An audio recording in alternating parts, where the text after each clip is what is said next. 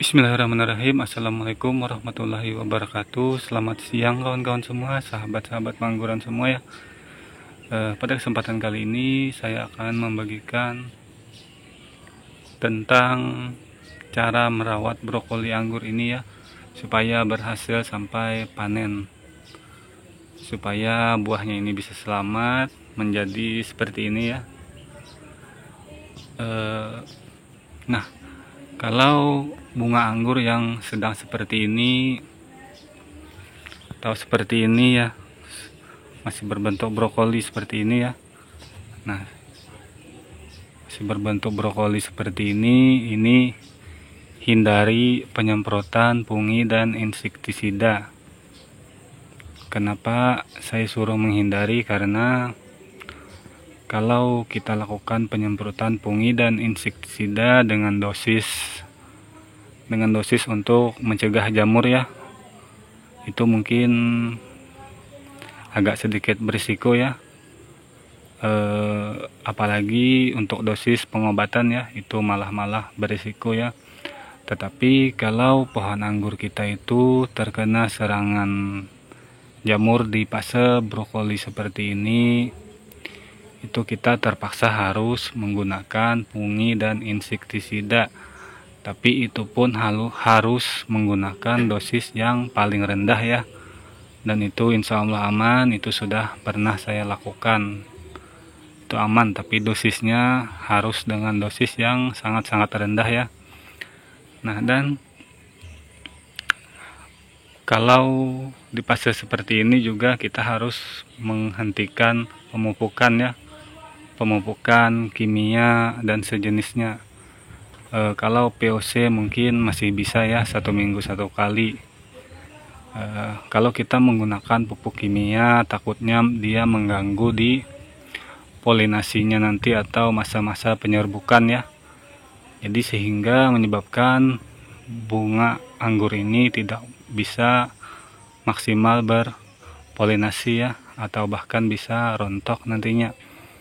Dan pentingnya kita mengontrol dari tunas-tunas air yang berada di ketiak daun seperti ini ya. Ini semuanya harus kita buang. Nah,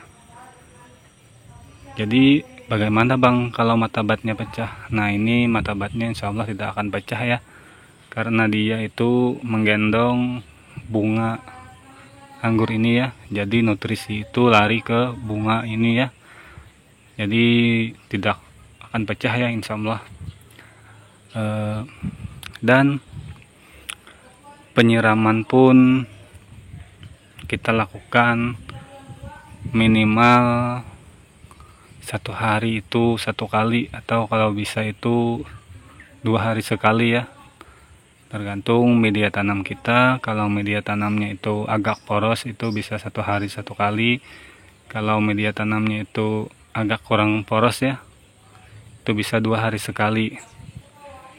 Karena kebanyakan air pun ini salah, kekurangan air juga salah ya. Jadi kita harus pandai-pandai mengontrolnya supaya dia bisa selamat sampai panen. Nah, jadi kapan Bang waktunya yang tepat untuk melakukan pemupukan dan penyemprotan fungi dan insektisida ya? Nah, di sini saya akan tampilkan ya, mungkin kita akan skip ya.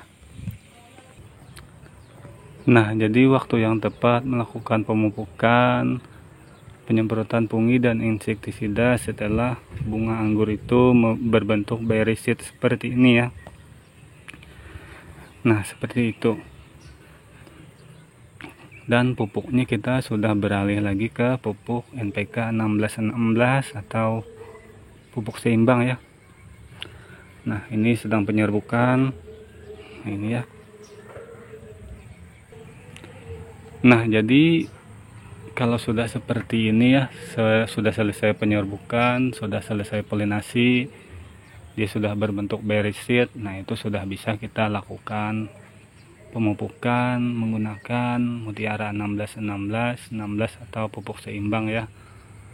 Dan kita juga sudah bisa melakukan penyemprotan fungi dan insektisida dengan dosis yang sedang ya.